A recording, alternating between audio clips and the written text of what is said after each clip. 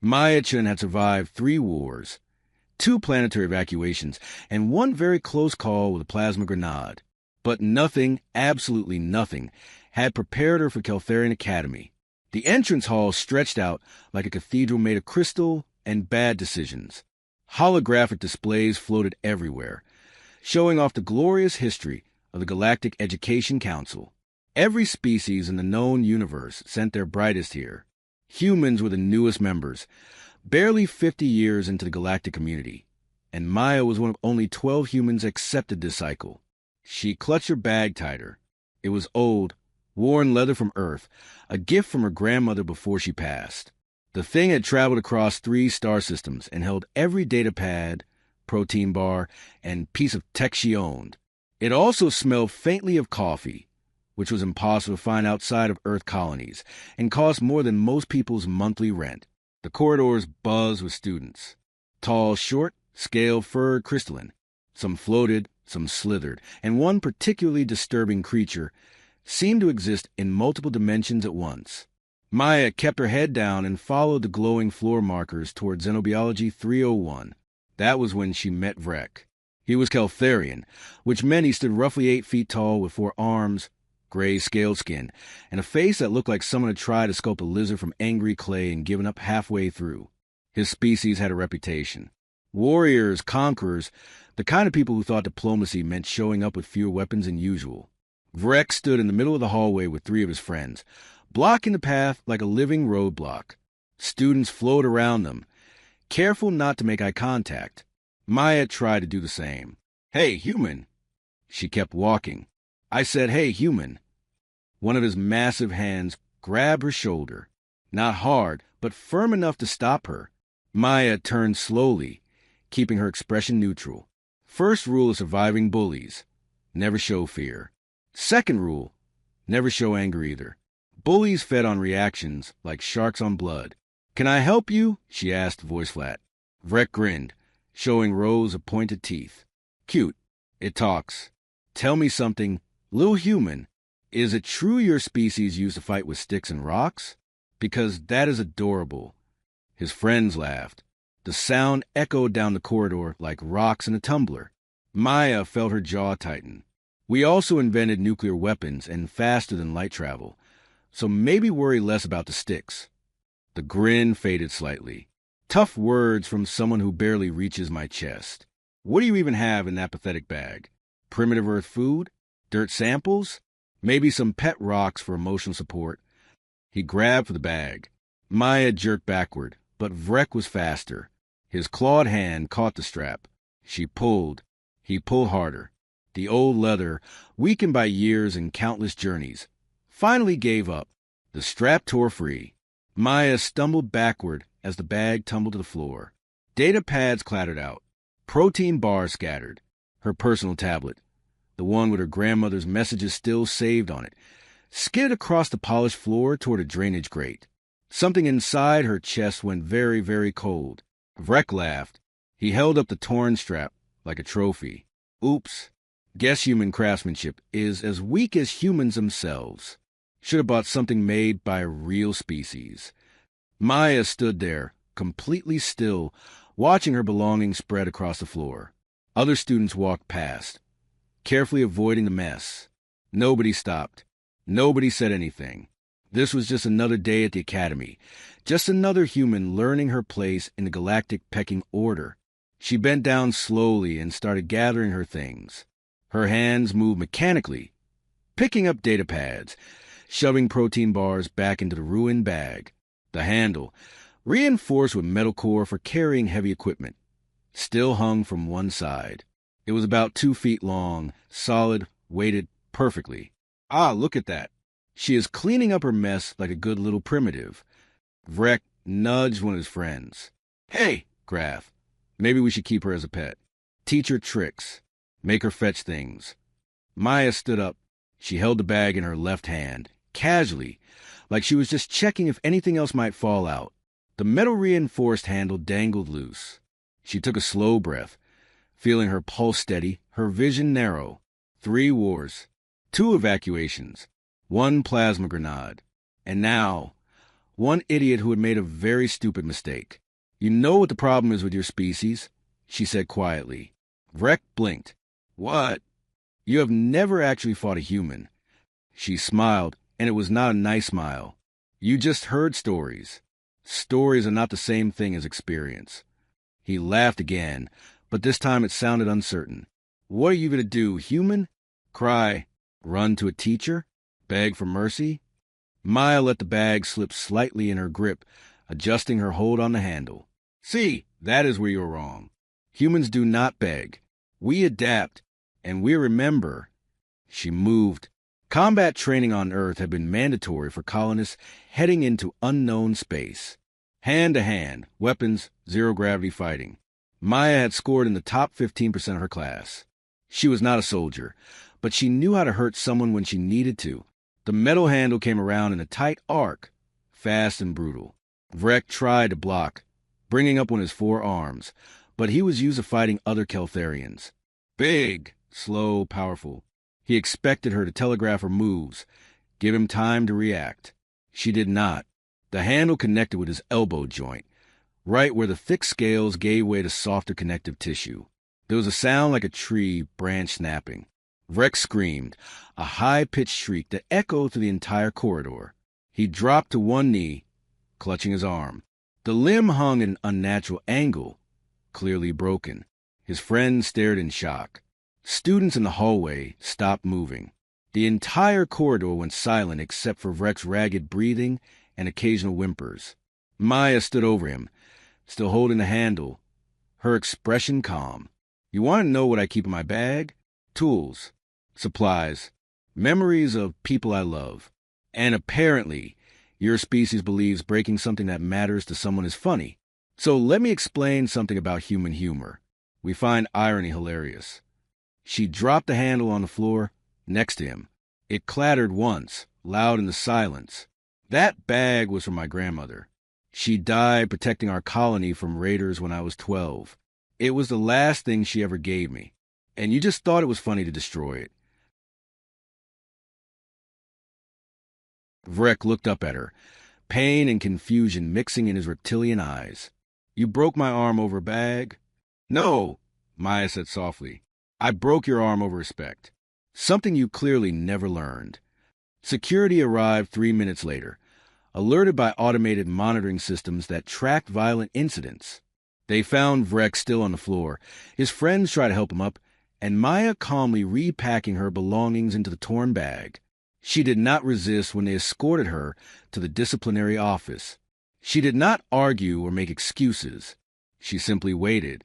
The disciplinary committee consisted of 5 beings from 5 different species. They sat behind a curved desk that seemed designed to make petitioners feel small. Maya stood in the center of the room, hand behind her back, shoulders straight. The committee head, a Voth with translucent skin and too many eyes, reviewed the incident report on a floating display. Miss Chun, you are aware that striking another student is grounds for immediate expulsion from the academy? I am aware, Maya said. Then you understand the severity of your actions? I understand perfectly. One of the other committee members, a floating orb of crystallized thought energy named Loom, pulsed with concern. The medical report indicates you broke Vrek's arm in 3 places. The damage will require extensive regeneration therapy. This was not defensive action. This was calculated assault. Maya nodded slowly. It was... The Voth's eyes narrowed. You do not deny this? Why would I? He destroyed something precious to me. I responded appropriately. Appropriately? The Voth sounded almost amused. You consider breaking a fellow student's arm appropriate? Yes. Silence filled the room. The committee members exchanged glances, communicating in ways Maya could not quite follow. Finally, the Voth leaned forward. Explain yourself. Maya took a breath. Vrek is Keltharian. His species values strength and direct action. Keltharian culture teaches that weakness invites exploitation, and that social hierarchy is established through physical dominance. When he destroyed my bag, he was testing me, establishing his position above mine in the social structure. If I had reported him or shown fear, he would have continued and escalated. Others would have followed his example. Within a month, every human at this academy would have become a target. The Voth said nothing. So I responded in the only language his culture respects. Immediate, decisive physical action. I demonstrated that targeting humans carries consequences, that we are not prey. And I guarantee that every student who witnessed that incident will remember it. Humans are not weak. Humans are not victims. And anyone who tests that theory will pay a price. One of the committee members, an insectoid Crix, clicked her mandibles thoughtfully. You injured him severely to protect others of your species? No, Maya said. I injured him severely to protect myself and to send a message. The fact that it helps other humans is simply good strategy. Loom pulsed with what might have been approval. You understand that we cannot officially condone your actions? I do. And you accept that there must be consequences? I do. The Voth studied her for a long moment, then glanced at something on his display.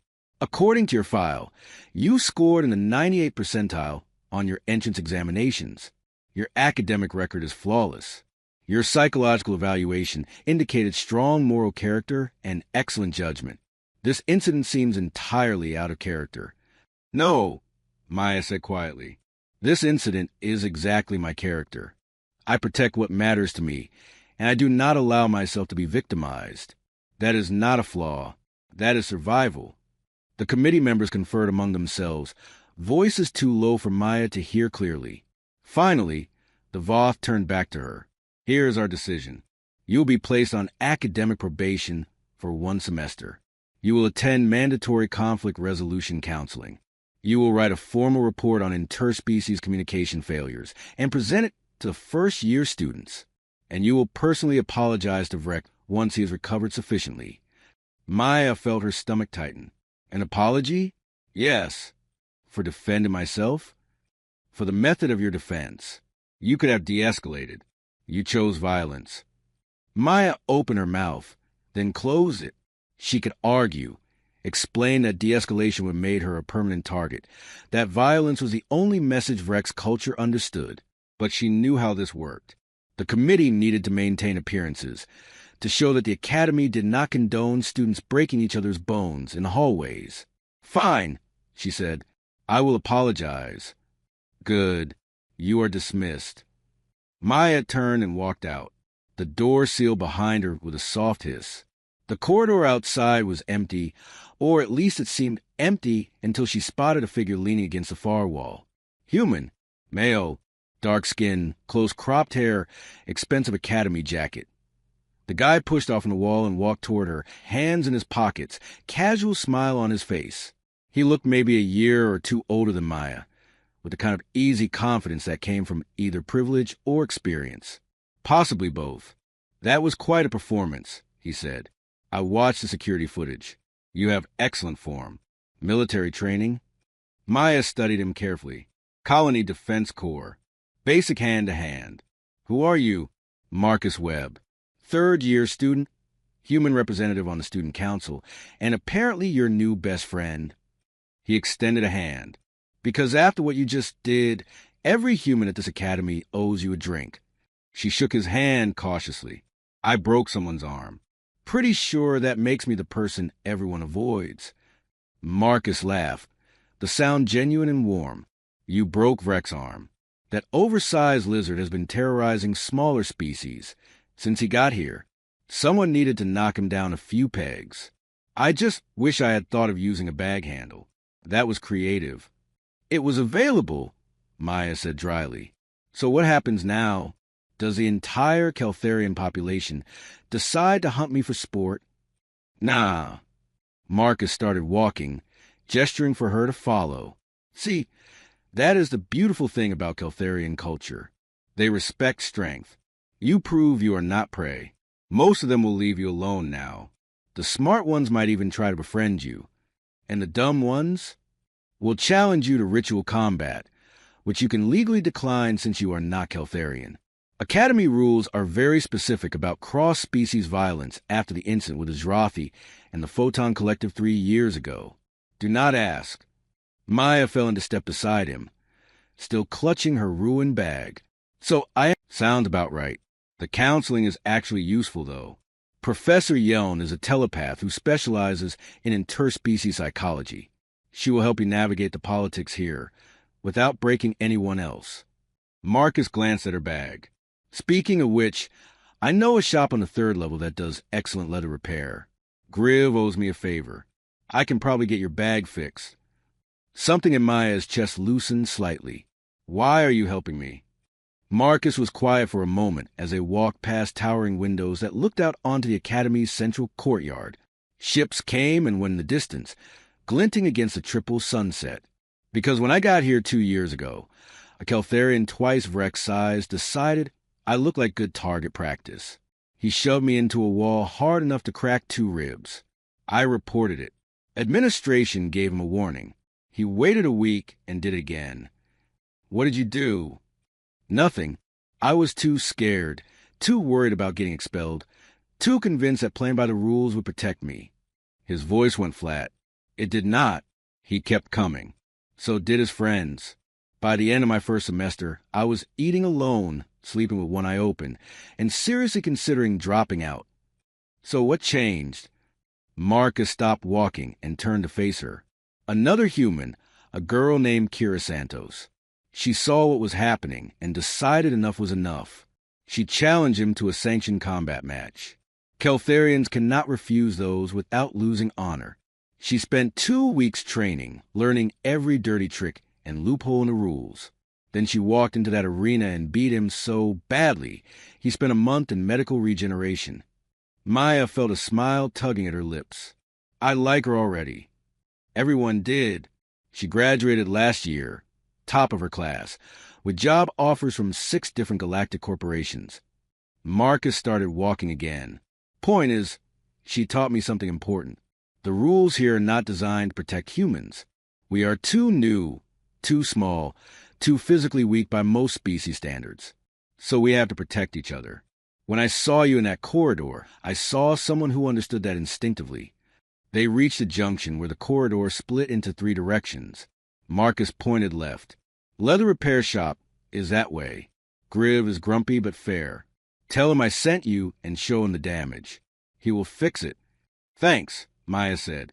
Then after a pause, why did you watch the security footage? Marcus grinned. Because incidents involving humans always trend on the Academy's social network within minutes.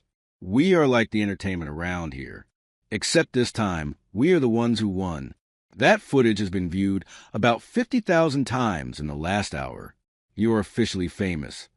Wonderful. Hey, embrace it. Better to be famous than invisible. He checked something on his wrist display. I have to get to advanced quantum theory. But find me later. There's a group of us humans and a few others who meet up for study sessions and general survival strategy. You would fit right in. Maya watched him walk away, then turned toward the leather repair shop. The corridor was busier now, students moving between classes, and she noticed something different. People were looking at her, not with hostility or fear, but with curiosity. A few even nodded in what might have been respect. The repair shop was tucked into a corner of the 3rd level, barely visible behind a holographic advertisement for nutrient supplements. Inside, it smelled like oil, chemicals, and something organic Maya could not quite identify. The walls were covered with various materials, some recognizable, others completely alien. Behind the counter stood Griv. He was short, maybe 4 feet tall, with 6 arms and a face that looked like a permanent scowl carved into rough stone. His species was Dorvac, heavy worlders who had evolved under gravity 3 times Earth normal. Every movement he made looked effortless, but Maya suspected he could probably bench press a shuttle, if properly motivated. What? He said without looking up from the piece of equipment he was working on. Marcus Webb sent me. I need a bag repaired. Griv's 6 eyes swiveled toward her, each one focusing independently before snapping together in unified attention. You are the human who broke Rex's arm. News travels fast. News about idiots getting what they deserve travels very fast. He set down his tools and gestured impatiently. Show me the damage. Maya placed the bag on the counter. Griv picked it up with 2 hands while the other 4 continued working on various tasks simultaneously. He examined the torn strap, running clawed fingers along the leather with surprising gentleness. Earth leather. Old style. Good craftsmanship, but worn. He looked up at her. Sentimental value? My grandmother's. Griv nodded slowly. I can fix this. Will take 3 days. Also, I will reinforce the strap with duratitanium threading. It will hold 500 pounds. You could use it to tow a shuttle if needed. How much? For the human who made Vrek cry? Griv's scowl somehow deepened, which Maya was starting to realize was his version of a smile. No charge. That walking waste of scales destroyed property in my shop last year. Insurance covered it, but I still wanted to hit him with a hammer. You did it for me. Maya felt warmth spread through her chest. Thank you. Come back in 3 days. Bring cash, though. The universe runs on credits, but I prefer the honesty of physical currency. He waved her away with 3 hands simultaneously. Now leave. I have work to do. The next 3 days passed in a blur of classes, stares, and whispered conversations that stopped whenever Maya got too close. The conflict resolution counseling turned out to be surprisingly helpful. Professor Yeln was a tall, elegant being who looked like someone had crossbred a praying mantis with a philosophy professor. She spent 2 hours helping Maya understand the cultural differences that had led to the incident and strategies for handling similar situations in the future. The report was harder. Maya spent hours researching Keltharian culture, human psychology, and the various ways misunderstandings between species could escalate. She interviewed students from a dozen different backgrounds, gathering perspectives and stories. By the time she finished, the report was 40 pages long and detailed enough to be published in an academic journal. The presentation went surprisingly well. The first-year students listened with rapt attention as Maya explained how cultural assumptions could lead to violence, how different species interpreted aggression and submission, and how humans specifically were often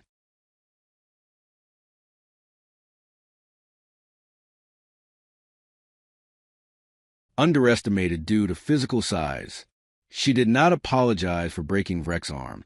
She simply explained why it had happened and what others could learn from it. Afterward, a Keltharian student approached her, younger than Vrek, maybe first year, with lighter scales and uncertain posture. That was a good presentation, he said quietly. I am Krell. I want to say that not all Keltharians are like Vrek. Some of us believe strength should be used to protect, not to bully. Maya studied him for a moment. You're going to get grief from your own people for talking to me. Probably. Krell straightened slightly. But my father taught me that honor means standing up for what is right, even when it is difficult. What Vrek did was wrong. What you did was justice. Your father sounds wise. He died defending a colony of refugees from pirates. Mixed species colony. He said that was what real warriors do. They protect the weak, not prey on them. Something in Krell's voice reminded Maya of her own loss, her own grief. Your father will be proud of you. Krell nodded once, then walked away. Maya watched him go and felt something shift in her understanding of this place. Not every species was a monolith. Not every individual fit their cultural stereotype. There was more complexity here than she had initially understood. On the 3rd day, she returned to Griv's shop. The bag was waiting for her on the counter, looking almost new. The leather had been cleaned and treated. The torn strap repaired so seamlessly she could barely see the damage. When she picked it up, it felt different. Stronger. More solid. I added internal reinforcement panels, Griv said, still not looking up from his work, and a hidden pocket in the lining. Also, the handle will now function as an emergency cutting tool if you twist it counterclockwise and pull. I figured if you're going to hit people with it, might as well make it useful. Maya turned the bag over in her hands, examining the modifications. This is incredible. Are you sure I cannot pay you? Positive. But you can do me a favor. Griv finally looked up, all 6 eyes focusing on her. There's a Keltharian in my advanced materials class. Big! Arrogant. Reminds me a lot of Vrek. He keeps taking my tools without asking. If you happen to walk past the engineering labs on 4th level around midday and happen to give him a look, I would consider us even. Maya smiled. Just a look. Just a look. You have a reputation now. Use it. The final requirement was the apology. Maya had been dreading it, crafting and discarding dozens of versions in her head. Too aggressive sounded insincere. Too submissive felt like surrender. She needed something that satisfied the committee, without undermining everything she had accomplished. Vrek was in the medical center, his arm wrapped in a regeneration cast that glowed faintly blue. He looked smaller somehow, diminished. When Maya walked in, his eyes widened briefly before his expression hardened into something between anger and fear. "Come to finish the job?" he asked, trying for bravado and missing by a mile. "No, I came to apologize." Maya pulled up a chair and sat down, keeping her posture relaxed but ready. "I am sorry I broke your arm." Vrek blinked, clearly thrown by the direct approach. "You are. I am sorry that I had to break your arm to make you understand that humans are not targets. I am sorry that your culture values physical dominance so much that violence was the only language you respected. And I am sorry that you learned this lesson the hard way." She leaned forward slightly. "But I am not sorry I defended myself. And I will do it again if I have to." Silence stretched between them. Vrek flexed his fingers, testing the regeneration progress. "You could have reported me, and you would have received a warning. Maybe a few days of community service. Then you would have come back angrier, more careful, and targeted someone else. Someone who could not fight back. This way, everyone learned something." "What did you learn?" Maya considered the question. "That this place is more complicated than I thought. That not everyone fits their species stereotype. That there are good people and terrible people in every culture. And that sometimes the only way to earn respect is to take it." Vrek was quiet for a long moment. Then, grudgingly, "You hit hard for someone your size. We have a saying on Earth. It is not the size of the dog in the fight. It is the size of the fight in the dog." "What is a dog?" "A small predator that humans domesticated thousands of years ago. We turn wolves into companions through selective breeding and mutual benefit. Humans are very good at adapting things to serve our needs, including ourselves." Vrek looked down at his arm. "The doctors say it will be fully healed in 2 weeks, but it will always be weaker than before. A permanent reminder." "Good," Maya said softly. "Reminders keep us from making the same mistakes twice." She stood up to leave. At the door, Vrek called out, "Chun." She turned. "Next time you want to make a point, maybe try words first?" Maya smiled, and this time it reached her eyes. "Next time, maybe do not destroy things that matter to people." She walked out of the medical center into the bright corridor beyond. Students moved past in endless streams, a dozen species, 100 voices, all navigating the complicated reality of learning to live together. Her bag hung comfortably from her shoulder, reinforced and ready. She had classes to attend, friends to meet, and a reputation to maintain. Mayachin had survived 3 wars, 2 evacuations, and 1 plasma grenade. Now she was surviving the Galactic Academy. And if anyone else decided to test her, well, she had a very sturdy bag handle and absolutely no hesitation about using it.